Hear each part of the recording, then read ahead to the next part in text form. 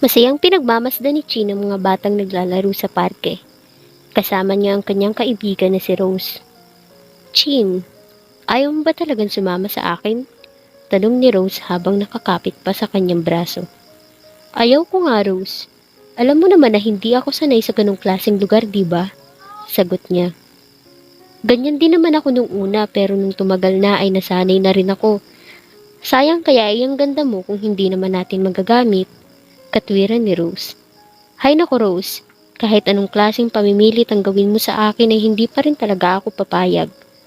Ayaw kong sumayaw sa harap ng maraming tao na halos makita na ang kaluluwa ko. Anya, ikaw na nga la itong tinutulungan ay ikaw pa ang maarte. Alam ko kasi nakapos kayo sa pera ngayon. Saad ni Rose. Kapos nga kami sa pera pero hindi ko talaga makakaya iyang trabaho mo. Pasensya na Rose, ginagalang kita at ang trabaho mo pero hindi ko talaga iyan kayang gawin. Gusto ko ay sa isang malaking kumpanya ako magtatrabaho. Paliwanag niya. Kaya naman pala, huwag ka nang mangarap, Chin. Para sa mga katulad nating mahihirap ay malabong mangyari ang sinasabi mo. Hindi tayo makakapasok sa malaking kumpanya dahil dukha lang naman tayo. Naiiritang saad ni Rose. Alam mo, hindi ko alam kung paano tayo naging magkaibigan. Magkasalungat ang paniniwala nating dalawa. Alam mo kasi Rose, wala naman iyan sa estado ng buhay. Kung matatanggap ka sa isang malaking kumpanya kahit pa mahirap ka ay isa na iyong himala. Ibig sabihin, dininig lang ni Lord ang gusto mong mangyari. Hayaan mo, kapag natupad ko na ang pangarap kong iyon ay ililibre kita sa unang sweldo ko. Nakangiti niyang wika. Kailan pa kaya yan mangyayari? Kapag pareho na tayong may puting buhok? Sarkastikong tanong ni Rose kaya napasimangot na lang siya. Pangarap niya talaga na makapagtrabaho sa isang malaking kumpanya. Gusto niya kasi yung nakasuot siya ng isang corporate attire tapos nakaupo sa swivel chair. Bata pa siya ayon na ang pangarap niya. Palagi naman siyang nag-a-apply ngunit walang gustong kumuha sa kanya. Kapag nakukuha naman siya ay binabastos lang siya ng nagiging boss niya kaya nagre-resign na lang siya. Ayaw niya rin kasing mapahamak dahil siya na lang ang inaasahan ng kanyang ina na may sakit. Alam mo, kontrabida ka talaga sa buhay ko. Nakasimangot niya ang anya. Nagsasabi lang ako ng totoo. Hapon na rin pala, kailangan ko nang umalis at may pasok pa ako sa trabaho ko. Mag-iingat ka rito, Chin. Paalala ni Rose. Oo na po, Rose. Kaya ko naman ang sarili ko. Giit niya. Jesus, kaya raw ang sarili pero halos ilang beses na muntik maghahasa. Mataray na wika ni Rose. Umalis ka na nga lang, pagtataboy niya sa kaibigan. Tama naman si Rose. Kapag nag-iisa siya ay palagi siyang napapahamak. Isang Russian daw kasi ang kanyang ama kaya naiiba rin ang ganda na taglay niya sa kanilang lugar. Palagi siyang pinag-iingat ng kanyang ina ngunit talagang kapahamakan ang palaging lumalapit sa kanya. Basta ay mag-iingat ka rito. Tawagan mo ako kaagad kapag may nararamdaman kang hindi maganda. Saad ng kaibigan bago tuluyang umalis. Nang makaalis si Rose ay muli niyang pinagmasdan ng mga batang naglalaro. Halos tumagal lang siya roon ng 5 minuto bago nagpasyang umuwi. Hindi niya alam ngunit habang naglalakad siya ay para bang may sumusunod sa kanya. Mas binilasan niya na lang ang paglalakad hanggang sa tuluyan na siyang makauwi. Oh, Chin, ayos ka lang ba? Tanong ng ina niyang si Lourdes. Opo, nanay, sagot niya. Saan ka ba nang galing at para bang kinakabahan ka nang pumasok ka? Tanong ulit ni Lourdes kay Chin. Dun lang po sa parke, nay. Kasama ko po kanina si Rose. Sagot niya. O sige, magpahinga ka na lang muna at ako ay magluluto na. Saad ni Lourdes. Nanay, ako na lang po ang magluluto at magpahinga na lang po kayo. Anya. Pero pagod ka sa paghahanap ng trabaho. Ito na nga lang ang silbi ko tapos ipagbabawalan mo pa ako. Chin, kahit hindi mo sabihin sa akin ay alam kong nahihirapan ka na rin. Ayaw kong maging pabigat sa iyo ngunit ayaw mo rin naman na nagtatrabaho ako. Wika ni Lourdes. Ito naman si nanay. Pinagpapahinga ko lang po kayo pero ang dami niyo na po kaagad sinabi sa akin. Huwag po kayong mag-alala sa akin dahil kaya ko naman po. Responsibilidad ko na alagaan ka. At saka ang dami niyo na rin pong iniindang sakit kaya dapat lang na hindi na kayo magtrabaho. Katwiran niya. Hay naku, Chin. Ang swerte ko talaga dahil ikaw ang naging anak ko. Nakangiting sabi ni Lourdes. Maswerte rin po ako dahil ikaw ang naging ina ko. Sige na po. Ako na lang ang magluluto ng hapunan nating dalawa. Anya. Sige na nga anak, pagpapayag ni Lourdes. Agad na siyang pumunta sa kanilang maliit na kusina at nagluto ng hapunan. Isang simpleng adobong sitaw ang kanyang niluto at nagsaing na rin siya ng bigas. Kakaunti na lang ang stock ng pagkain nila kaya kailangan niya na talagang maghanap ng trabaho. Kung subukan ko yung trabaho ni Rose, madali lang naman sigurong sumayaw, pero sa tigas ng katawan ko ay baka batuhin ako ng mga tao sa bar. Hindi. Ayaw kong sumayaw. Sigurado akong may magiging trabaho na ako bukas. Kausap niya sa sarili. Matapos magluto ay tinawag niya na ang kanyang ina at kumain na sila ng hapunan. Agad na rin siyang naglinis ng katawan at natulog. Kinabukasan ay maaga siyang nagising. Nagluto lang siya ng umagahan para sa ina at nag-ayos ng sarili. Muli ay maghahanap ulit siya ng trabaho at sana lang ay may mahanap na siya ngayon. Katulad ng nararamdaman niya kahapon ay para bang may nakasunod na naman sa kanya. Pinilit niyang wag itong pansinin kahit na kinakabahan siya at baka gawan pa siya ng masama.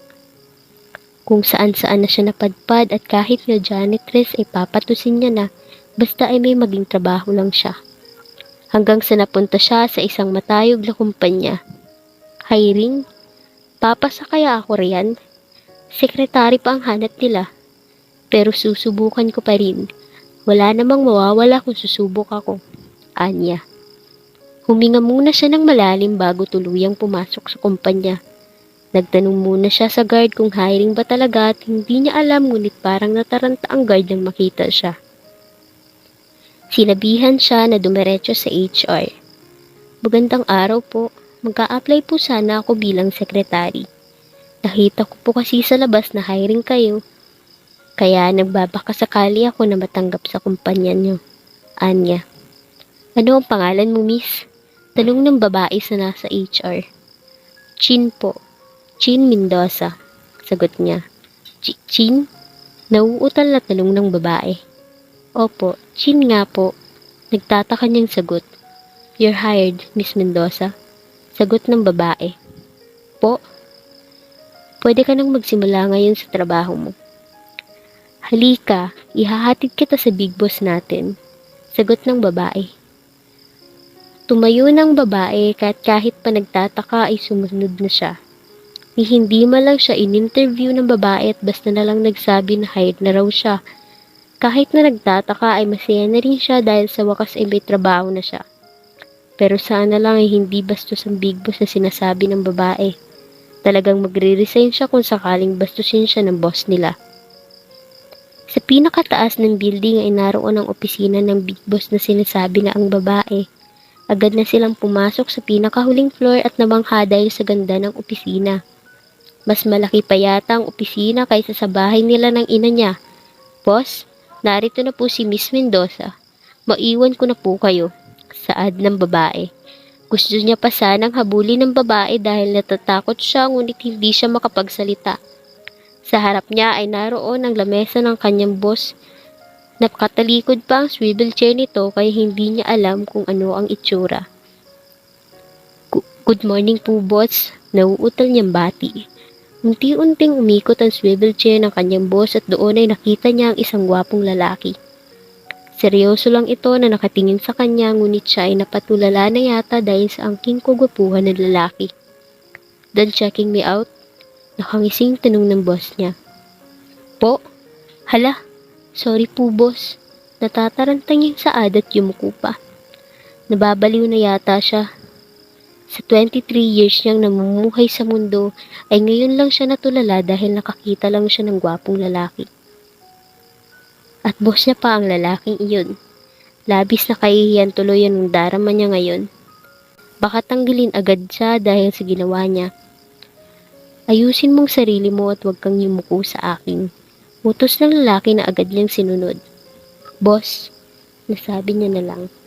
I'm Lorcan Mier, your boss and you are Chin Mendoza, right?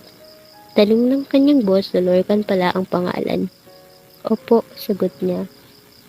Well, Miss Mendoza, here are my rules. Una ay dapat na palaging mas maaga kang pumasok kaysa sa akin. Pangalawa ay palagi mo kung pagtitimpla ng kape sa umaga. Naroon ang pantry sa left side ng opisina. Pwede mong kainin lahat ng gusto mong kainin doon. Pangatlo ay magtatrabaho ka sa oras ng trabaho. Ayaw ko ng patamad-tamad. At huli ay wag na wag ka makikipag-usap sa kahit na sinong lalaki rito sa kumpanya ko. Maliwanag ba, Miss Mendoza?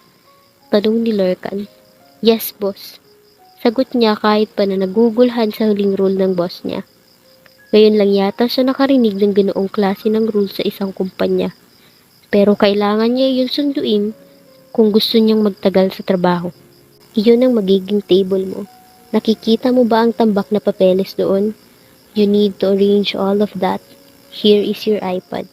Diyan mo ilalagay ang magiging schedule ko araw-araw. Always remind me kung sakaling may meeting ako. Naiintindihan mo ba? Tanong ulit ni Lorcan. Opo, naiintindihan ko po. Magsisimula na po ako sa trabaho ko. Sagot niya at nagmamadaling pumunta sa kanyang lamesa. Nakita niya roon ang tambak ng mga papeles at wala sa ayos. Unang araw pa lang ng trabaho ay pinahirapan kaagad siya ng boss niya. Mukhang kailangan niya ng sanayin ng sarili sa mga ganoong klase ng trabaho. Napatawa siya nang umupo sa swivel chair. Sa wakas ay natupad na rin ang isa sa mga pangarap niya, ang makapagtrabaho sa isang kilalang kumpanya. At hindi lang iyon, dahil mukhang bigatin talaga ang kumpanyang pinapasukan niya ngayon. Kaya mo ito, Chin. Matagal mo na itong pinapangarap kaya dapat lang nagalingan mo ang iyong trabaho. Bulong niya. Nag-text muna siya sa kanyang ina at binalita na mayroon na siyang trabaho at sinimulan ng dapat gawin. Sumasakit ang ulo niya dahil sa pagbabasa ng mga files. May mga magkakapareho at ang ilan ay kailangan ng pirma ng boss niya kaya inihiwalay na niya ang mga iyon.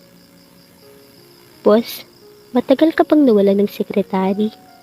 Bakit ganito kagulo ang lamesa? Ang daming papeles. Reklamo niya at hindi na talaga napigilan ng bibig. Rinig niya ang mahinang pagtawa ng boss niya kaya tiningnan niya ito. Para bang namamangha si Lorcan dahil sa kanyang ginagawa. Ilang oras pa lang siyang nagtatrabaho pero gulo-gulo na kaagad ang kanyang buhok na tila ba ay sinabunutan ng 5 babae. Kahapon lang ako nawalan ng sekretary, Chin. Kaunti pa nga yan ang trabaho mo ngayon. Sagot ni Lorcan. Napatulala siya kay Lorcan nang tawagin siya nito sa first name niya. Namamangha talaga siya sa kagwapuan na taglay ng boss niya. Kahapon, tambak na nga itong mga papeles sa lamesa. Siguro ay nag-resign ang sekretary niyo kasi masyadong maraming trabaho rito. Anya at ipinagpatuloy ang ginagawa. Nope, I fired her. Simpleng sagot ni Lorcan. Ha? Tinanggal mo sa trabaho? Bakit naman? Curious niyang tanong. Masyado ka ng madaming tinatanong, Miss Mendoza. Ipagpatuloy mo na lang iyang trabaho mo riyan para makapag-lunch na tayo. Sagot ni Lorcan. Tumango na lang siya at napasimangot. Curious lang naman siya ngunit ayaw sagutin ng boss niya ang tanong niya. Curious lang naman ako, bulong niya. Iba ang curious sa gustong makichismis, Miss Mendoza. Tandaan mo iyan. Saad ni Lorcan. Lumaki ang kanyang mga mata dahil mukhang narinig ni Lorcan ang kanyang ibinulong. Akala niya ay hindi na siya naririnig ng boss niya dahil bulong na lang iyon ngunit nagkamali pala siya. Ang talas ng pandinig ng boss niya. Halos tumagal pa ng 2 oras ang pag-aayos niya ng mga papeles hanggang sa matapos niya na. Inunat niya ang kanyang mga braso at masayang pinagmamasdan ng mga papel na nakaayos na. It's lunch time. Ano ang gusto mong kainin? Tanong ni Lorcan at nilingon siya. Ha, boss? Nakakahiya naman po sa inyo. Huwag na po pero kung pipilitin niyo ako ay ayos na sa akin ang Jollibee. Sagot niya at tumawa pa. Sumimangot siya dahil sa naging tugon ni Lorcan. Para bang gusto siyang sakalin dahil sa kanyang naging sagot. Bantayan mo na lang ang pinto at hintayin ang pagkain natin. May kailangan lang akong tawagan. Saad ni Lorcan kaya tumango siya. Umalis ang kanyang boss at pumasok sa isang silid na nasa loob ng opisina. Siya naman ay literal na nagbantay sa labas ng opisina at hinintay ang magdi-deliver ng pagkain. Ilang minuto lang siyang naghintay at dumating na rin ang pagkain. Agad na siyang pumasok habang pinagmamasdan ng Jollibee na nakalagay sa paper bag. Boss, kain na po tayo. Yaya niya kay Lurka na mukhang katatapos lang din makipag-usap sa tinawagan. Inihain niya ang pagkain sa lamesa na nasa pantry. Agad naman na umupo si Lurkan sa kanyang tabi. Sa totoo lang ay hindi ko alam kung ano ang Jollibee na sinasabi mo. Inutusan ko lang ang ilang tauhan ko para mag-order nitong sinasabi mo. Wika ni Lurkan. Teka, hindi mo alam kung ano ang Jollibee? Sikat na sikat kaya ito lalo na sa mga bata. Manghanyang sagot. Well, hindi na ako bata. In fact, kaya ko nang gumawa ng bata. Nakangising sagot ni Lurkan at numisipa. Ewan ko sa inyo, boss. Kumain na nga lang po tayo. Magtiwala ka sa akin, boss. Masasarapan ka rito sa Jollibee. Anya. Paano kung hindi? Ano ang gagawin mo? Tanong ni Lurkan. Di hindi. Wala na akong magagawa roon kung hindi mo man magustuhan itong pagkain. Sagot niya. Kung makapag-usap silang dalawa ni Lurkan ngayon ay para bang matagal na silang magkakilala. Madali lang naman kasi para sa kanya makipagkaibigan. At mabuti na lang din ay hindi masungit ang kanyang boss. Nakikisabay pa sa trip niya sa buhay kahit kakikilala pa lang nilang dalawa. Masarap nga. Tumatangong sabi ni Lurkan nang matikman ng Chicken Joy. Sabi ko na nga ba at masasarapan ka sa Chicken Joy nila? Anya. Nagsimula na rin siyang kumain at natatawa na lang siya kapag naririnig ang boss niya na kinukompliment ang bawat makain. Mukhang first time nga talaga nito na kumain ng Jollibee.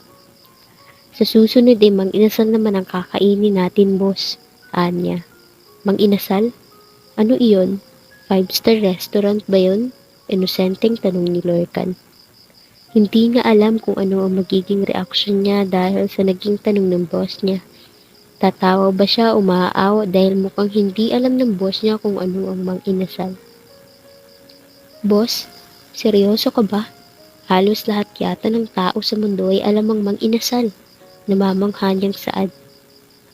Tao din naman ako pero hindi ko yun alam. Inosenteng sagot ni Lurkan. Diyos ko, boss. Iba na talaga ang mayayaman. Sa susunod po kaya ay subukan niyo ring lumabas. Anya. Sumimangot lang ang boss niya hanggang sa matapos silang kumain. Siya na rin ang nagligpit ng pinagkainan nila at nagpatuloy pa ulit sa pagtatrabaho. Boss, ito po ang mga kailangan niyong pirmahan. Anya at inabot kay Lurkan ng mga papeles. Okay, here. Idala mo ito sa 20th floor at hanapin mo si Mr. Baron. Ibigay mo ito sa kanya at sabihin mong pirmahan niya. I need that tomorrow morning. Sagot ni Lurkan. Tumango siya at kinuha na ang folder na dapat niyang dalhin sa 20th floor. Marami siyang nakakasalubong habang nasa elevator at halos lahat sila ay ngumingiti sa kanya. Mababait din pala ang empleyado sa kampanya na pinapasukan niya. Miss, pwedeng magtanong? Nasaan dito ang office ni Mr. Baron? Tanong niya sa isang babae nang makarating sa 20th floor. Dito po, miss. Sagot ng babae at dinala siya sa isang opisina.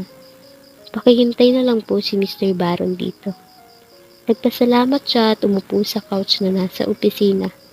Pamilyar sa kanya ang apelidong Baron at para bang narinig niya na iyon sa kung saan. Ilang minuto pa siyang naghintay hanggang sa narinig niya ang pagbukas ng pinto kaya dali-dali siyang tumayo.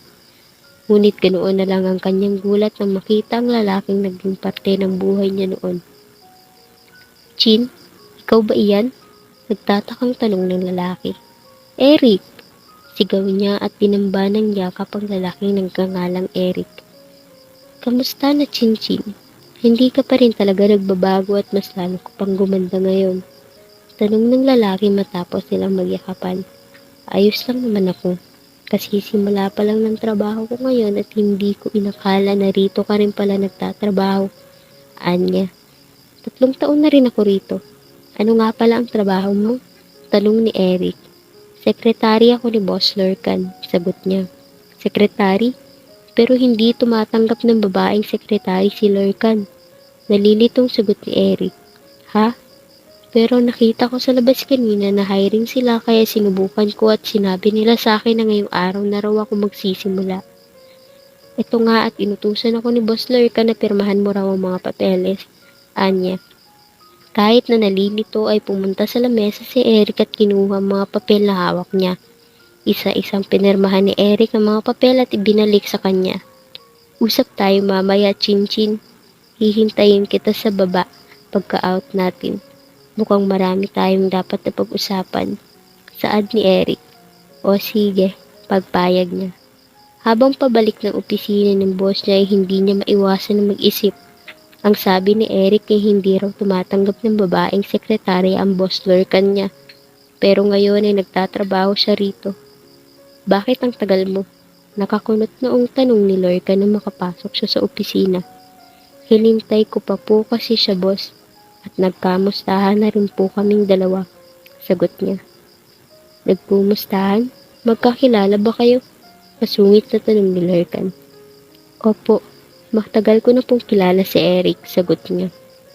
Si Eric Baron ay kaibigan niya mula noong nag-aaral pa lang siya sa elementary. Palagi siyang pinagtatanggol na lalaki sa tuwing may nangaaway sa kanya. Hanggang sa tumungtong sila sa high school ay kaibigan niya pa rin si Eric ngunit lumipat ng bahay ang lalaki kaya nawala na sila ng komunikasyon. Ang totoo ay may gusto siya kay Eric noon. Ayaw niya lang umamin dahil baka masira ang pagkakaibigan nilang dalawa. Hindi ba't isa sa mga rules ko ang bawal kang makipag-usap sa kahit na sinong lalaki rito sa kumpanya ko? Masungit na tanong ni Lorcan. Boss, matagal na po kasi kaming hindi nagkikita ni Eric kaya nag-usap lang po kami ng kaunti. At saka, ikaw na rin po ang nag-utos sa akin na magpapirma ako sa kanya kaya malamang kakausapin ko talaga siya. Palusot niya habang nakasimangot. Fine. Pero next time, huwag ka na talaga makikipag-usap sa mga lalaki rito sa kumpanya ko. Saad ni Lorcan. Magsasalita pa sana siya ngunit tumalikod na si Lorcan. Gusto niyang kutusan ng boss niya dahil sa istriktong rule nito na hindi niya nalang ginawa. Kasi simula niya pa lang sa trabaho kaya dapat na hindi siya magkamali. At sa loob lang naman ng kumpanya ay pinagbabawal. Ibig sabihin ay pwede siyang makipag-usap kay Eric mamaya sa labas. Sa buong maghapon ay wala na siyang ginawa. Nakaupo na lang siya habang pinagbabasta ng boss niyang nakakunot ang noo. Hindi niya maintindihan kung bakit nagsusungit ang boss niya ngayon. Wala naman siyang ginagawang masama. Boss, pwede na ba akong mag-out? Pasado 7:00 na ng gabi, anya. Lumingon sa kanya si Lorcan bago tumingin sa relo na nasa bisig. Tumayo si Lorcan at kinuha ang coat na nakalagay sa swivel chair at bigla siyang hinila. Teka, boss, saan po tayo pupunta? Nagtataka niyang tanong. Uuwi na, ihahatid kita sa bahay niyo. Sagot ni Lorcan. Pero boss, hindi pa po ako uuwi, anya. Ano? At saan ka pa pupunta? Galit na tanong ni Lorcan. May usapan po kasi kami ni Eric na magkikita kaming dalawa ngayong gabi. Sagot niya. Eric na naman. No, hindi ka sasama sa kanya. Iuuwi kita sa inyo at bawal kang tumanggi dahil boss mo ako. Saad ni Lorcan. Hindi na siya nakaangal pa nang mahigpit na hinawakan ni Lorcan ang kanyang kamay kaya hindi siya makapalag. Gusto niya sanang magsalita ngunit nang makita ang mandidilim na mukha ng lalaki ay pinili niya na lang na manahimik. Nakarating sila sa parking lot at dumiretso sa isang magandang kulay itim na kotse. Binuksan ni Lorcan ang pinto sa passenger seat at walang sabi na isinakay siya. Umikot ang lalaki at sumakay na rin sa kotse. Wala silang imik na pareho hanggang sa makarating sila sa kanilang bahay. Huwag kang mahuhuli bukas at tandaan mo kung ano ang sinabi ko sa iyo kanina. Good night, Chin. Paalam ni Lorcan. Hindi pa man siya nakakapagsalita nang bigla na lang itong umalis. Sinundan niya na lang ng tingin ng kotse ng lalaki hanggang sa mawala sa kanyang paningin. Teka, paano niya nalaman kung saan ang bahay ko?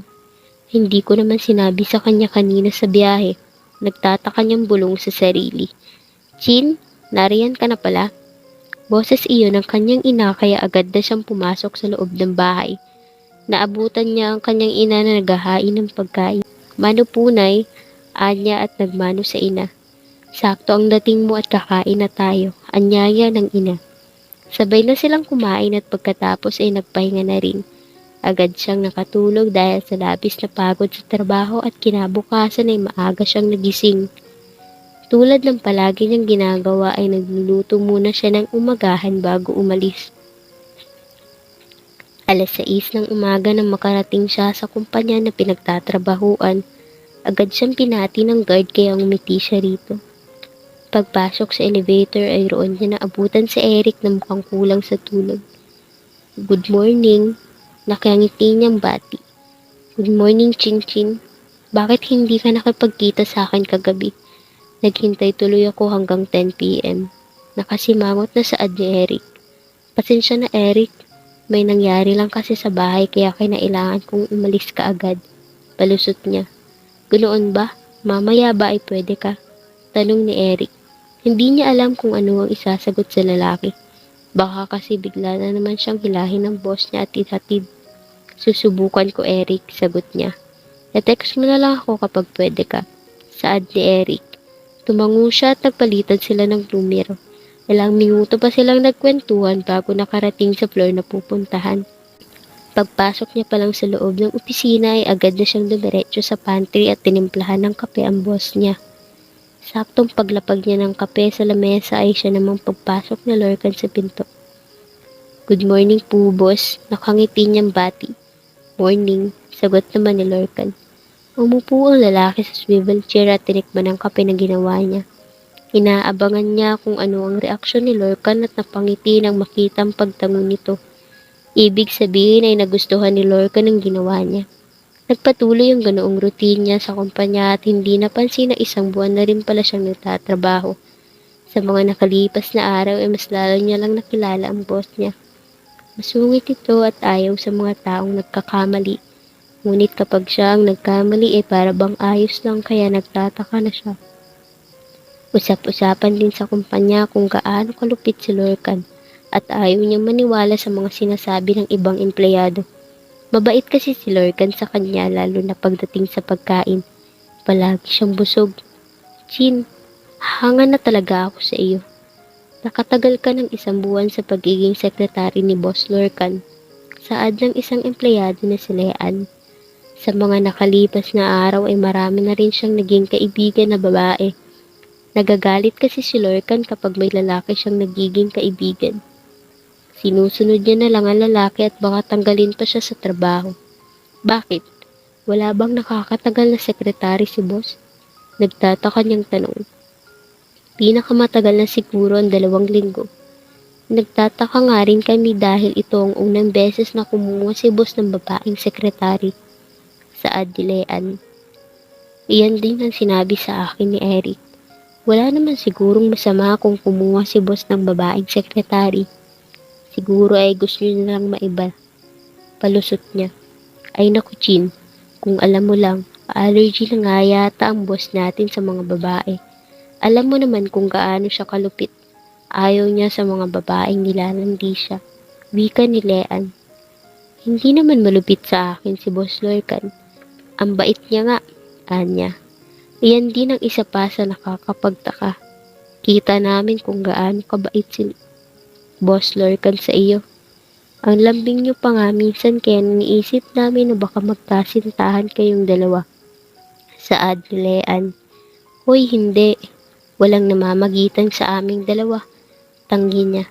Baka naman may gusto sa iyo ang boss natin. Sabi ni Leanne. Imposible iyang sinasabi mo, Leanne. Maging siya ay nagtataka na rin sa mga ikinikilos ng boss niya. Madalas kasi ay malambing sa kanya ang boss. Saan ka nagpunta? Bungad ni Lorcan na makapasok siya sa opisina. Sa ibaba lang po, boss. Break time naman po kanina kaya naisipan kong bumaba. Sagot niya. Bakit kailangan mo pang bumaba? May dinadalo ka ba ron? May lalaki ka ron? Masungit na tanong ni Lorcan. Wala po, boss. Sigaw niya. Dapat lang, Miss Mendoza. Hindi na siya nagsalita pa at nagpatuloy na lang sa pagtatrabaho. Kinagabihan ay nagkayayaan sila ng ibang empleyado na uminom sa bar. Tumakas lang siya sa boss niya dahil alam niyang hindi siya nito papayagan.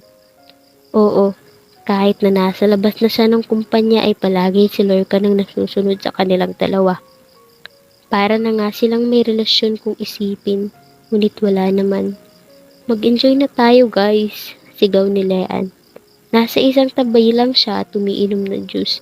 Hindi siya sanay sa alak dahil alam niya na ang mangyayari kung sakaling malasing siya. Chin, subukan mo ito. Hindi naman ito nakakalasing. Pilit sa kanya ni Leanne. Leanne, hindi talaga ako umiinom. Pasensya ka na, Anya.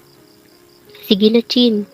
Minsan lang naman ito kaya dapat ay mag-enjoy ka, sabi ni Leanne. Nag-aalangan niyang kinuha ang alak sa kamay ni Leanne. Ang isang basong alak ay nagtuloy-tuloy na hanggang sa malasing siya. Hindi niya na alam kung ano ang nangyayari. Nagpaalam na siya sa ibang mga katrabaho dahil hindi niya na talaga kaya ang kalasingan. Pagewang-gewang siyang naglalakad palabas ng bar at maraming nabubunggo ngunit wala siyang pakialam. Hey, ayos ka lang ba? Tanong ng lalaking nakabunggo sa kanya. Ang lingunin niya ang lalaki ay agad siyang napabungis-ngis at tinawakan ang mukha ng lalaki. Pogi mo naman po. Kamukha mo iyong masungit kong boss. Lasing niyan saad at tumawa pa. Talaga? Tanong ng lalaki. Oo, kamukha mo siya at pati nga ang boses niyo ay magkamukha. Sagot niya. May gusto ka ba sa boss mo? Tanong ng lalaki. Gusto? Crush ko si Boss Lorcan. Sagot niya. Totoo iyon. Isang buwan pa lang siyang nagtatrabaho ay may crush na siya sa boss niya. Pinilit niya naman na pigilan ngunit sadyang pogi ang boss niya. Bakit crush lang? Dapat gusto mo na siya umahal, saad ng lalaki. Desisyon ka, kuya. Gusto ko nang matulog, Anya. Ihahatid na ba kita? Tanong ng lalaki. Hindi pwede. Magagalit si nanay kapag umuwi akong lasing, sagot niya. Hindi niya na kayang tumayo at basta na lang siyang binuhat ng lalaki. Hindi niya alam kung saan sila nagpunta at pinabayaan niya na lang ang lalaki kung saan man siya nito dalhin. Napalinghing siya nang maramdaman ng maliliit na halik sa kanyang leeg. Wala na siya sa sarili at hinayaan ng lalaki na gawin ang nais nito sa kanyang katawan. Hanggang sa tuluyan niya nang naisuko ang sarili. Kinabukasan ay halos mapaiyak siya dahil sa sakit ng ulo. Idagdag pa na nilalamig siya. Ang sakit. Ano bang nangyari? Tanong niya. Unti-unti niyang iminulat ang mata ngunit ganoon na lang ang gulat nang makita ang katawan niyang walang suot na damit. Nang lumingon siya sa kanyang tabi ay roon niya nakita si Lorca na nakahubad din at natutulog. Ramdam niya ang sakit sa ibabang bahagi ng katawan niya at alam niya nang may nangyari sa kanilang dalawa. Ano ba itong ginawa mo, Chin? Bakit ka nagpagalaw sa boss mo? Dapat kasi hindi ka na naglasing pa. Naisuko mo tuloy ang bataan. Sermon niya sa sarili. Kahit na nasasaktan ay pinilit niyang tumayo at isinuot ang damit bago nagpa siyang umalis. Hindi niya na tiningnan si Lorcan dahil sa hiya na nararamdaman. O anak, bakit ngayon ka lang? Hindi ka umuwi kagabi. Alam mo bang nag-alala ako sa iyo kagabi? Sermon ng kanyang ina nang makauwi siya. Pasensya na po, Nay. Nagkayayaan lang po kami kahapon sa kumpanya at hindi ko na po namalayan ng oras. Doon na lang po ako nakitulog sa bahay ng kaibigan ko. Palusot niya. Ganoon ba? O sige, magpahinga ka na at mabuti na lang ay day off mo ngayon. Tumango siya at paika-ika na naglakad hanggang sa makarating sa kwarto. Agad siyang naglinis ng katawan at doon ay napansin niya ang maliit na pula sa kanyang dibdib. Ano ito? Kinagat ba ako ng lamok kagabi?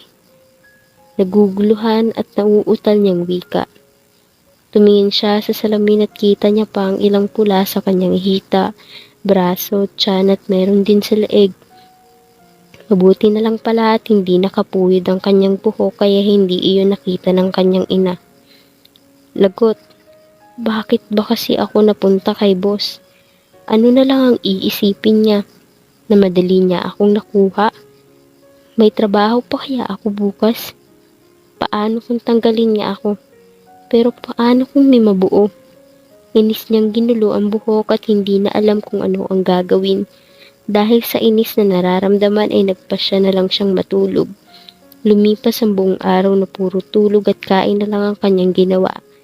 Kinabukasan ay nag-aalangan siya kung papasok o hindi, ngunit pinagalitan siya ng kanyang ina. Nanginginig siya habang papasok sa loob ng kumpanya. Hindi niya alam kung ano ang dapat gawin kung sakaling nakita silang dalawa ni Lorcan. Hoy Chin, bakit bigla ka nalang nawala noong gabing nagbar tayo? Akala tuloy namin ay kung ano na ang nangyari sa'yo. Saad ni Leanne nang makasulubong niya ito. Ano kasi, nag-text sa akin si nanay na umuwi na raw ako kaya hindi na ako nakapagpaalam sa inyo. Oo, tama. Nag-text nga sa akin si nanay. Palusot niya. Sigurado ka ba? Naghihinalang tanong ni Leanne. Oo nga, ayaw mo pang maniwala sa akin, Anya. O sige na nga, mauuna na ako sa iyo. Saad ni Leanne. Ngumiti na lang siya at nagmamadaling pumunta sa opisina. Pagkarating niya roon ay wala pa ang kanyang boss. Agad na siyang nagtimpla ng kape tulad ng ginagawa niya tuwing umaga. Good morning, baby. Nabigla siya nang biglang may mga brasong pumulupot sa kanyang bewang. Agad siyang lumingon sa taong lumakap sa kanya at ganoon na lang ang kanyang gulat na makita ang boss niyang nakangiti sa kanya. Boss? Nauutal niyang wika at tinawakan ang braso ni Lorcan. Mabuti naman at pumasok ka ngayon. Akala ko ay hindi ka napupunta rito dahil sa nangyari sa atin noong isang araw. Malambing na saad ni Lorcan at hinalikan ng kanyang pisngi. Ano po boss? Ang mabuti pa po ay kalimutan na lang natin kung ano ang nangyari sa atin. Anya. What? Galit na sigaw ni Lorcan kaya napapikit siya.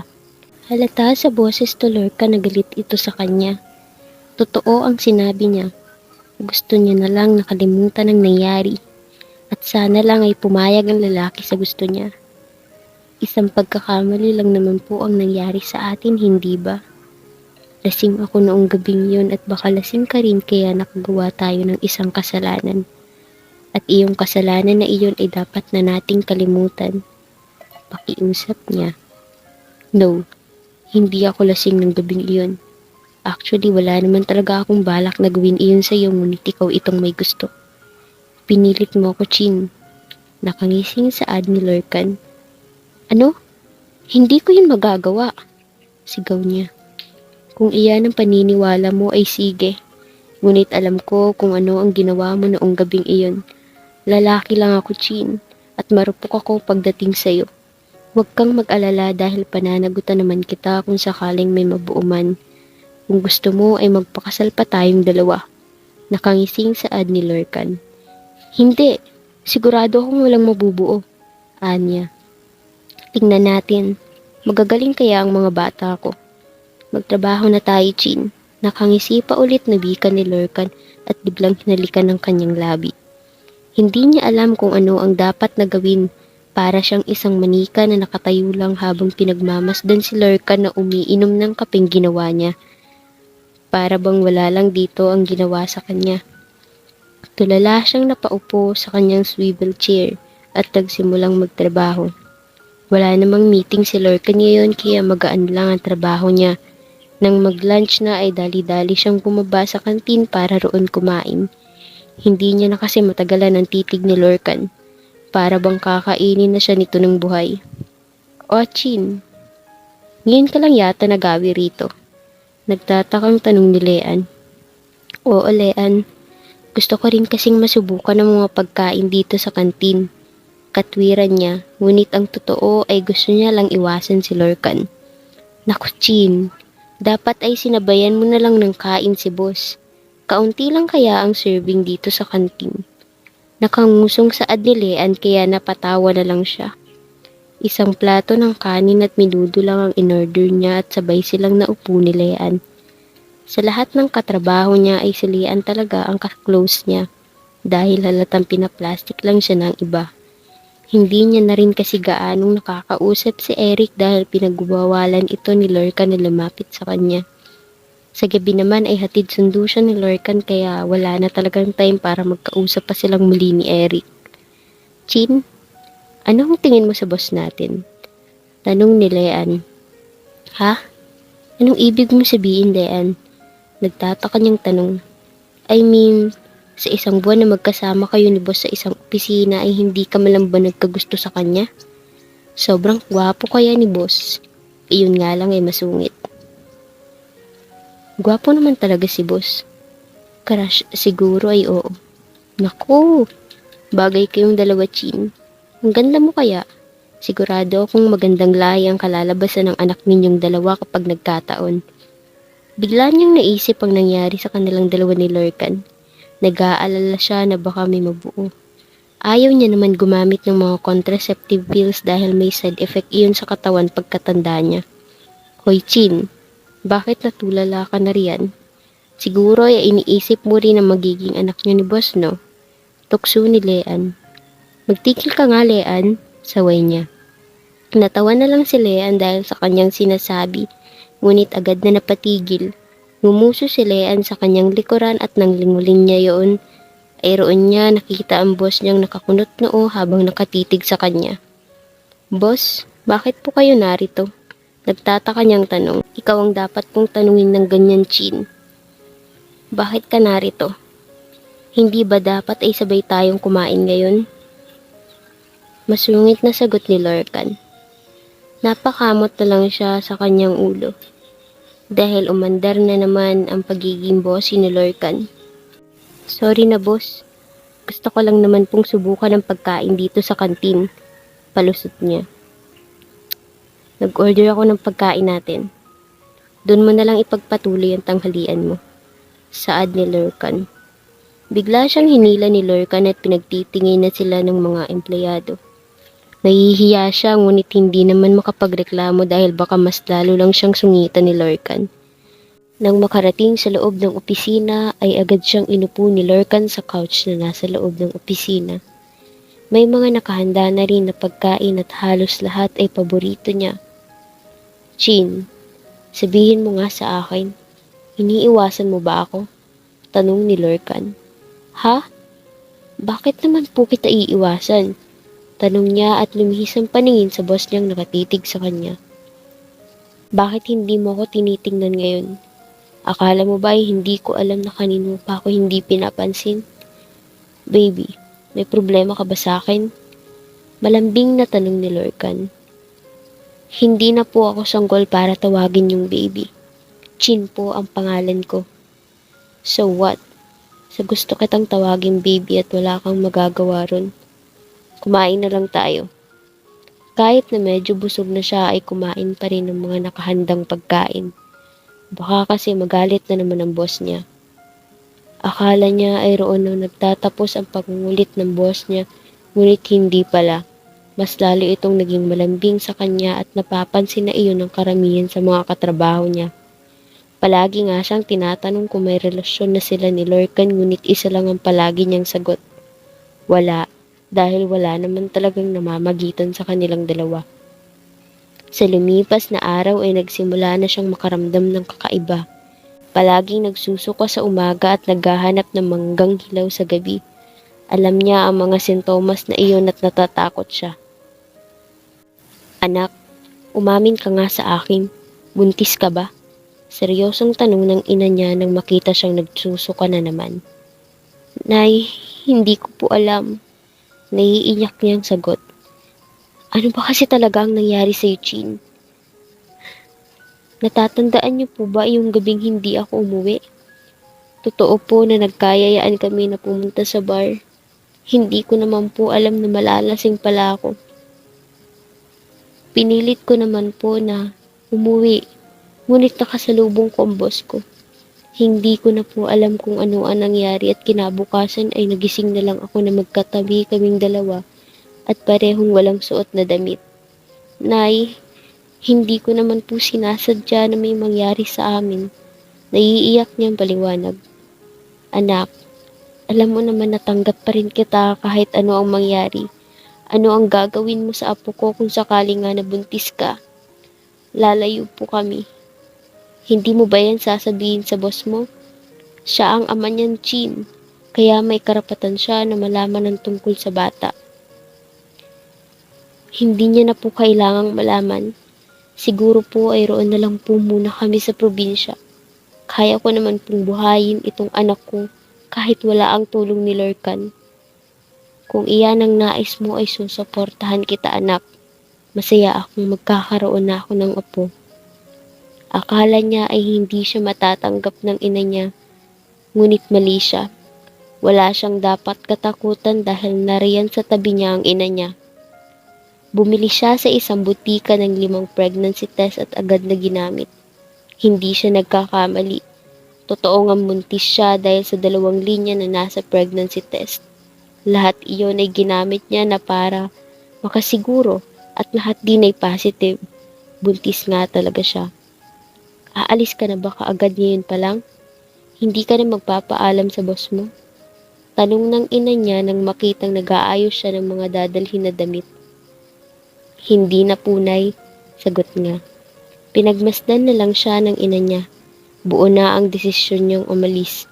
Nang maayos na ang lahat ng gamit ay nag-iwan lang siya ng pera sa ina at sinabing sumunod sa kanya pagkatapos ng 1 buwan. Sinabi niya na rin na huwag sasabihin kay Lorcan kung nasaan man siya. Nakasakay na siya sa bus at nagsuot siya ng face mask. Nakadungaw lang siya sa bintana ng umandarang bus na sinasakyan. Ngunit hindi pa man nakakalayo ay agad tumigil ang bus at doon niya nakita ang ilang van na nakaharang sa daan. Unti-unting pumasok ang mga lalaking nakaitim sa bus at tila ba ay may hinahanap. Yumuko siya at pilit na tinatakpan ng muka. Malakas ang pakiramdam niya na siya ang hinahanap ni Lorcan. Boss, positive. Nandito po siya. Sigaw ng isang lalaking nakaitim. Ilang sandali pa at nakita niya ang isang pares ng sapatos sa kanyang harapan at nang iangat niya ang mukha ay roon niya nakita ang galit na mukha ni Lorcan. Boss, nauutal niyang saad. Akala mo ba ay matatakasan mo ko? Hindi, Chin. Nagulat siya nang biglang hawakan ni Lorcan ang kanyang braso at hinila siya pababa. Ano ba? Aalis na po ako. Magpapadala na lang ako ng resignation letter sa opisina niyo. At sa tingin mo ba ay pipirmahan ko ang resignation letter mo, Chin? No, hindi ko yun gagawin. Lalo pa ngayon na magkakaroon na tayo ng anak. Teka, paano mo yun nalaman? Marami akong paraan para malaman ang lahat ng nangyayari sa buhay mo, Chin. Kaya hindi ka pwedeng tumakas na lang bigla. Hindi mo itatakbo ang anak natin. Hanggang sa makasakay sa kotse ay gulat pa rin siya. Hindi niya alam kung paano nalaman ni Lorcan ng buntis siya. Pinasusundan mo ba ako? Hindi sumagot ang lalaki sa kanya. Nakumpirma niya na kaagad dahil sa ngisi ng lalaki. Obsessed ka. Hindi ako obsessed, Chin. Sadyang mahal lang talaga kita. Ano? Mamaya na lang tayo mag-usap pagkarating sa mansion ko. Talagang ikukulong na kita sa kwarto para lang hindi ka makatakas sa akin. Hindi niya alam kung ano ang sasabihin. Gulat siya nang malaman na mahal siya ng boss niya. Hanggang sa makarating sa sinasabi nitong mansion ay tulala lang siya. Ni hindi niya nga namalaya na binuhat na pala siya ng lalaki at dinala sa kwarto nito. Teka, anong ginagawa natin dito sa kwarto? Natataranta niyang tanong. Magmula ngayon ay rito ka natitira sa akin. Kailangan ko kayong bantayan ng anak ko. Huwag kang mag-alala dahil wala naman akong gagawin sa'yo. Maliban na lang kung ikaw mismo ang gumapang sa akin. Nakangising saad ng lalaki. Ang kapal ng mukha mo. Hindi ko yung gagawin sa'yo. Reklamo niya. Ayaw mo ba? Bakit? Gwapo naman ako at mayaman. Hindi ka na rin lugi sa akin. Pakialam ko naman kung gwapo at mayaman ka. Masungit niyang tanong. So, hindi mo itatanggi na gwapo nga ako? Pangungulit pa ni Lorcan. Hindi siya nakaimik at nakatitig lang sa mukha ng lalaki. Para bang nahihipnotis mo siya sa mga mata ni Lorcan. Ramdam niya na ang pagbilis ng tibok ng kanyang puso at hindi niya alam kung bakit. Baby, baka matunan naman ako sa mga titig mo. Anang lalaki. Kapal mo naman, boss. Anya. Magkakaanak na tayong dalawa pero boss pa rin ang tawag mo sa akin. Baby, lurk ka na lang. Ningirapan niya lang si Lurkan at humiga na sa kama. Wala na siyang pakialam kung magalit man ang lalaki. Pagod na siya at gusto niya nang matulog. Makalipas lang ilang minuto ay nakatulog na nga siya, ngunit bago iyon ay may naramdaman siya na humalik sa kanyang noo. Good night, baby. 3:00 ng madaling araw ay nagising siya. Sa kanyang gilid ay nakita niya si Lurkan na nakayakap sa kanyang bewang, kaya ginising niya ang lalaki. Lurkan, Lurkan. Hoy, gumising ka nga riyan? Why? Gusto ko ng pakan. Agad na nagising ang lalaki at bumangon. Tiningnan nito ang cellphone at namamanghang tumingin sa kanya. Baby, 3:00 pa lang ng madaling araw. Bukas ka na lang kumain ng pakwan at baka sumakit pa yung tiyan mo. Kawawa naman ang anak natin. Saad ni Lurkan. Kesa gusto ko nga ng pakwan na dilaw. Sige na, Lurkan. Gusto ko talagang kumain ng pakwan. Pagmamakaawan niya at parang naiiyak pa. Baby naman, saan ako kukuha ng dilaw na pakwan? Sarado na ang mga grocery store ngayon. Reklamo ni Lurkan. Nagre-reklamo ka? Baka nakakalimutan mong buntis ako ngayon at ikaw ang ama. Masungit niyang saad. Oo na po, mahal na Reyna. Maghintay ka na lang dito at lalabas ako. Titingnan ko kung mabibili ba akong pakwan. Saad ni Lurkan. Para siyang nanalo sa loto dahil sa sinabi ng lalaki. Pumalakpak pa siya na parang bata kaya natawa na lang si Lurkan sa kanya. Damihan mo Anya. Oo naman, hintayin mo lang ako rito. Saad ng lalaki at bigla siyang hinalikan sa labi bago umalis. Hindi na siya nakapagsalita at tiningnan na lang ang rebulto ng lalaki. Isang oras din siya naghintay at nanood lang ng pororo hanggang sa dumating si Lurkan. Madala itong mangkok na punong-puno ng dilaw na pakwan. Wow! Sigaw niya. Ito na po ang pakwan niyo, mahal na Reyna. Hindi niya na pinansin ang sinabi ni Lurkan at basta na lang kinuha ang mangkok. Masaya siyang kumain habang pinapanood si Pororo sa TV. Hindi kaya magmukhang penguin ang anak natin, baby? Nagtatakang tanong ni Lurkan habang nakatitig sa kanya. OA mo, Anya. Pwede naman kasing ako na lang ang paglihian mo. Bakit iyang penguin na blue pa? Gulong-gulong tanong ni Lurkan. Cute kasi siyang panoorin. Cute din naman ako Gwapo ka at hindi cute kaya magtigil ka riyan, Lurkan. Mabilis lang na lumipas sa mga araw at ngayon nga ay 4 na buwan na siyang buntis. Mas naging maalaga, malambing at sweet sa kanya si Lurkan. Inaamin niyang tuluyan na nga siyang nahulog sa lalaki ngunit ayaw niyang umamin. Kahit na alam niyang mahal siya ni Lurkan dahil araw-araw siyang sinasabihan nito, ay ayaw niya pa rin umamin. Naghahanap pa siya ng tamang oras para umamin. Baby, hindi ba't sinabi ko sa'yo na hindi mo na kailangan na magluto dahil may mga katulong naman tayo? Malambing na tanong ni Lurkan habang nakayakap sa kanya mula sa likod. Wala silang relasyon pero para na silang mag-asawa at nasasanay na rin siya kay Lurkan. Mas gusto niyang palaging nasa tabi si Lurkan at bukod sa lalaki ay si Pororo ang pinaglilihian niya. Lurkan naman, wala na akong ginawa rito sa bahay mo kundi manood na lang ng TV at gumamit ng cellphone. At saka wala naman akong ibang ginagawa ngayon kaya gusto ko sana na magluto ng pananghalian natin. Sagot niya. Ang tigas-tigas talaga ng ulo ng mahal ko. Gusto mo bang maglakad-lakad tayo mamaya sa park? Tanong ni Lurkan. Pwede ba? Oo naman, pero mamayang hapon na lang at mainit pa ngayon. Tumango siya at pinagpatuloy ang pagluluto. Si Lurkan naman ay nakayakap lang sa kanya habang hinihimas ang tiyan niyang malaki na. 4 na buwan pa lang siyang buntis pero ang laki na ng tiyan niya at dahil iyon sa kambal ang magiging anak nila ni Lurkan. Noong una ay hindi sila makapaniwala ngunit mas lamang ang sayang nararamdaman nila. Masarap ba? Tanong niya habang kumakain sila.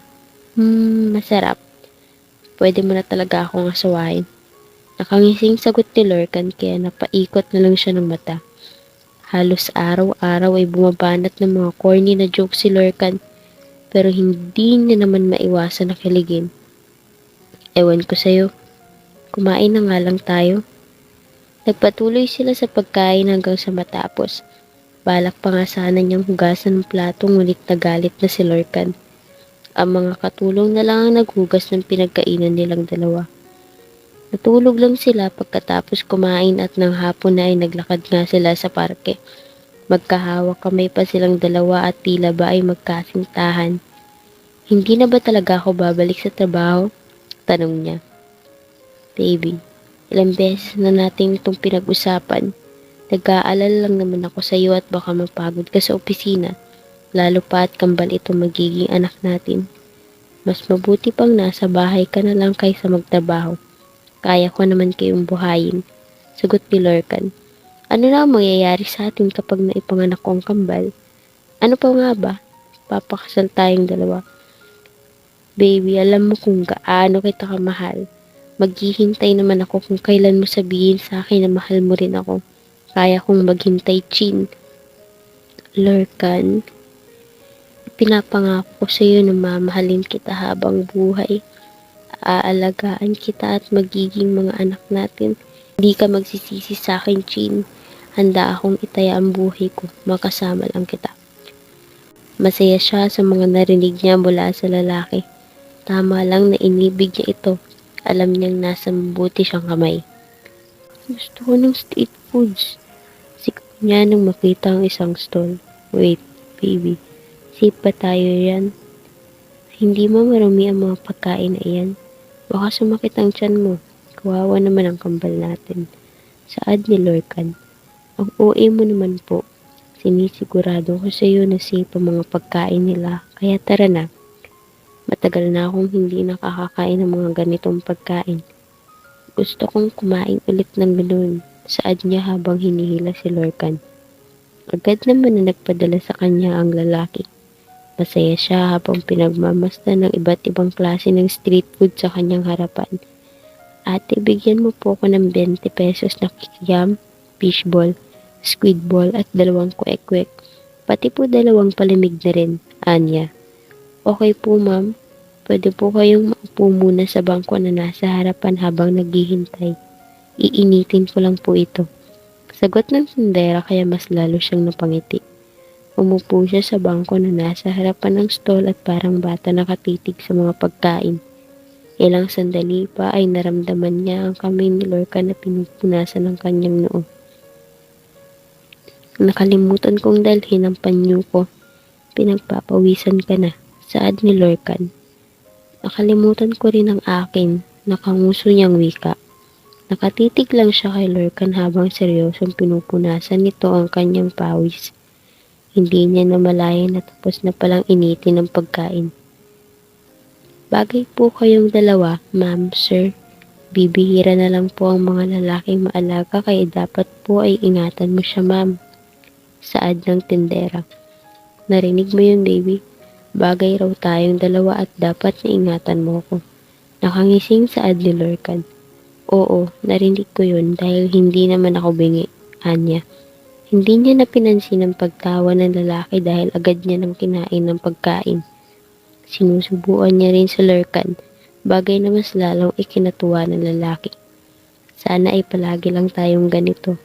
Lalabas tayo at kakain habang sinusubuan mo ko. Malambing na saad ni Lorcan. Ayaw mo kasing kumuha ng stick kaya sinusubuan na lang kita.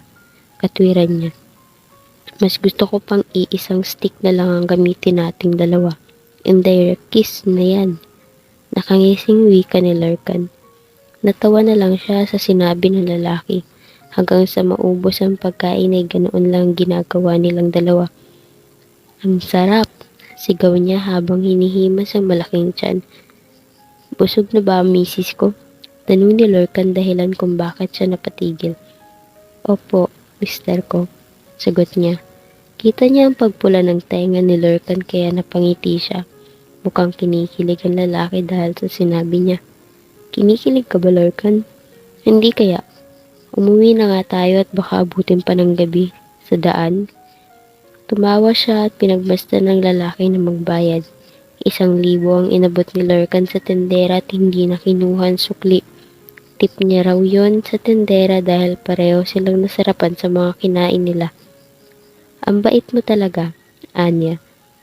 Mabait talaga ako kaya nga dapat ay mahalin mo na ako. Sagot naman ni Lurkan. Ngumiti siya sa sinabi ni Lurkan.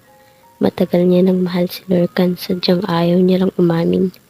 Kinabukasan ay maaga silang nagising ni Lurkan. May meeting kasi ito at kailangan na dumalo. Baby, ayusin mo naman itong necktie ko. Nakanguso na saad ni Lurkan. Ang laki mo na pero hanggang ngayon ba naman ay hindi ka pa rin marunong? Sa pagkakaalam ko ay maalam ka naman magtali ng necktie. Saad niya. Nagpapalambing lang naman ako. Anong gusto mong pasalubong mamaya? Wala naman. Basta ay umuwi ka lang dito, masaya na ako. Para sa iyo, pipilitin kong umuwi ka agad. Ngumiti siya kay Lurkan at inayos ang necktie nito. Nang matapos ay sabay na sila bumaba at dumiretso sa garage. Mag-iingat ka sa pagmamaneho, Lurkan. Noted po, misis ko. Tumawag ka lang sa akin kung sakali magkaroon ng emergency rito sa bahay. Mag-iingat ka rin dito. Aalis na ako. Bigla siyang hinalikan ni Lurkan at buong puso niya naman na sinagot. Mamaya ay aamin na talaga siya sa lalaki. Sige na, kamahuli ka pa sa meeting niyo. Muli siyang hinalikan ng lalaki ng 1 beses bago pumasok sa kotse. Kumaway siya at agad na pumasok sa loob ng bahay. Hindi niya alam ngunit para bang nakakaramdam siya na may hindi magandang mangyayari. Nag-overthink ka lang, Chin. Walang mangyayari kay Lurkan. Bulong niya sa sarili. Sa buong umaga ay nanood lang siya ng Pororo. Ngunit hindi maalis sa isip niya si Lurkan. Ma'am! Ano ba yung Inday? Bakit ka sumisigaw? Si Sir Lurkan po kasi. Bakit? Ano ang nangyari kay Lurkan? Kinakabahan niya ng wika. Na-aksidente po habang pauwi. Dead on arrival po. Dahil sa narinig ay para siyang nalagutan ng hininga. Ano ba ang sinasabi mo, Inday? Hindi iyan totoo. Hindi pa patay si Lurkan.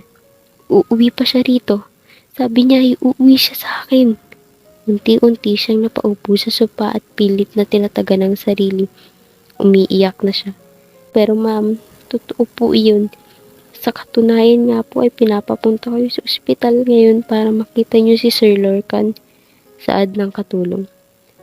Dalhin mo ako sa kanya, Inday. Kahit na nalalabo ang paningin ay tumayo pa rin siya. Hindi niya alam kung ilang minuto ang naging biyahe niya hanggang sa makarating sa ospital. Wala na siya sa sarili at ngayon ay nasa kanyang harapan ang bangkay ni Lurkan. Kita niya ang maputlang mukha ng lalaki at para bang wala na talagang buhay. Hoy, Lurkan, bakit ka nariyan? Bakit ka nakahiga dyan? Akala ko ba uuwi ka pa sa akin? Bakit ngayon ay narito ka? Hindi mo ba tutuparin lahat ng pangarap mo sa akin? Ayaw mo na bang makita ang mga anak natin na isilang ko?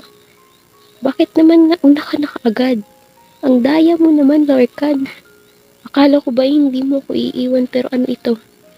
Ang sabi ko sa iyo ay mag-iingat ka sa pagmamaneho, di ba? Nakakainis ka. Please, gumising ka na riyan. Mahal kita, Lurkan. Sobrang mahal kita kaya bumangon ka na dyan. Hindi ko kayang mabuhay nang wala ka. Umiiyak ng wika habang nakayakap sa walang buhay na katawan ni Lurkan. Ma'am, tama na po yan. Saad ng katulong ngunit ayaw niyang pakawalan ng katawan ni Lurkan. Hindi. Hindi pa patay si Lurkan. Malakas siya kaya hindi siya patay. Nangako siya sa akin na babalikan niya ako. Hindi ko pa nasasabi sa kanya kung gaano ko siya kamahal. Please, gumising ka na riyan, Lurkan. Gising na mahal ko. Naiiyak niyang wika. Gising na po ako, mahal ko. Gulat siyang napaangat ng tingin at doon ay nakita niya si Lurkan na nakangiti sa kanya. Inumulto mo na pa kaagad ako, Lurkan. Baby, hindi ako multo. Hindi niya alam ngunit mas lalo lang siyang napaiyak dahil sa naging sagot ni Lorcan. Dali-dali niya itong niyakap ng mahigpit. Bakit buhay ka pa? Akala ko ba ay patay ka na? Uutal at naiiyak niyang tanong. Ayaw mo bang buhay ako? Sorry na baby ko. Pakulo lang naman ito ng isang kaibigan ko. Hindi naman talaga ako na aksidente. Pumayag lang naman ako sa plano niyang ito dahil gusto kong malaman kung ano ang magiging reaksyon mo kung sakaling mamatay ako. Sagot ni Lorcan. Huwag mo na uulitin itong ginawa mo. Hindi ko na alam kung ano ang magagawa ko sa sarili ko. I'm so sorry, baby. Pero masaya ako dahil nalaman kong mahal mo rin pala ako. Matagal na kitang mahal, Lorcan. Hindi lang ako umaamin sa iyo dahil naghahanap ako ng tamang oras. Mabuti na lang pala at pumayag ako sa kalokohan ng kaibigan ko na gawin to. Umamin ka na ngayon sa akin, Chin. Mahal na mahal kita, Lorcan. At mahal na mahal din kita, Chin. Handa ka na bang tumungtong sa panibagong yugto ng ating buhay? Oo, Lorcan. Handa na ako basta kasama kita. Pareho silang napangiti sa isa't isa. Siya na rin mismong humalik kay Lorcan na buong puso namang tinanggap ng lalaki. Masaya siya dahil hindi naman pala totoo na naaksidente ang lalaki. At napaamin pa siya ng wala sa oras pero ayos lang. Mabuti lang na umamin siya ngayon kaysa mahuli pa ang lahat. Mabilis na lumipas ang mga araw at naging taon. Eksaktong 5 taon nang nangyari ang ginawang kalokohan ni Lorcan kay Chin. Hindi nagsisisi si Lorcan sa ginawa niya at masaya siya dahil ngayon ay asawa niya na ang babaeng noon lang ay pinapangarap niya. Mahal, anong iniisip mo? Malambing na tanong ng asawa niyang si Chin habang karga ang babae nilang anak na si Hera. Iniisip ko lang ang nangyari sa atin noon, kung paano nagsimula ang pagkagusto ko sa'yo. Sagot niya at karga niya naman ang lalaki nilang anak na si Hero. Curious lang ako, mahal. Kailan nagsimula ang pagkagusto mo sa akin? Tanong ni Chin. Magmula noong nakita kita sa parke. Sagot niya. Ha? Parke? Hindi ba't sa opisina ang unang pagkikita natin? Nagtatakang tanong ni Chin. Sa opisina mo ko unang nakita pero sa parke pa lang ay kilala na kita. May kasama kang babae noon ngunit ikaw ang nakakuha sa atensyon ko. Ah, si Rose. Tatandaan ko na nga iyon. Para akong baliw na sumusunod sa iyo hanggang sa makauwi ka. Agad kong hinanap lahat ng impormasyon na mayroon ka at doon ko nalaman na naghahanap ka pala ng trabaho. Ang totoo niyan ay may sekretarya ako noon na lalaking ngunit tinanggal ko sa trabaho dahil gusto kitang ipasok. Nasa malayo ka pa lang ay pinalagay ko na sa guard sa labas na hiring kami. Katulong ko ang guard at HR kung bakit ka nakapasok ka agad. Kaya pala, sabi sa akin ni Eric at ilang katrabaho ko noon ay hindi ka daw tumatanggap ng babaeng sekretary. Yan pala ay may gusto ka sa akin. Opo, mahal. Matagal na akong may gusto sa'yo. Pasensya na rin kung noong lasing ka ay may nangyari sa ating dalawa. Ikaw kasi, masyado mo kong inakit at marupok lang ako. Hindi ako nagsisisi na may nangyari sa atin at nakabuo pa tayong dalawa. Plinano ko talaga na ilagay lahat sa'yo at buntisin ka para wala ka nang kawala sa akin. Ikaw ha? Tumawa lang siya nang hinampas ng asawa. Totoong plinano niya na buntisin na si Chin at mabuti na lang ay natupad ang plano niya. May mga tao akong pinapasunod sa bawat galaw mo at doon ko rin nalaman na buntis ka dahil nakita ka nilang bumili ng pregnancy test. Nalaman ko rin na tatakas ka. Hindi mo lang alam kung gaano ko katakot nang malaman kung iiwan mo ko kaya agad akong pumunta sa estasyon ng bus. Muntik pa akong mahuli at mabuti na lang na hindi pa kayo nakakalayo. Tawagin mo mang pikot itong ginawa ko sa iyo ay maaaring ganun nga. Pero wala na akong pakialam. Ang importante na sa akin ngayon ay kasama kita at ang mga anak natin. Totoo lahat ng mga sinabi niya. Talagang pinikot niya si Chin.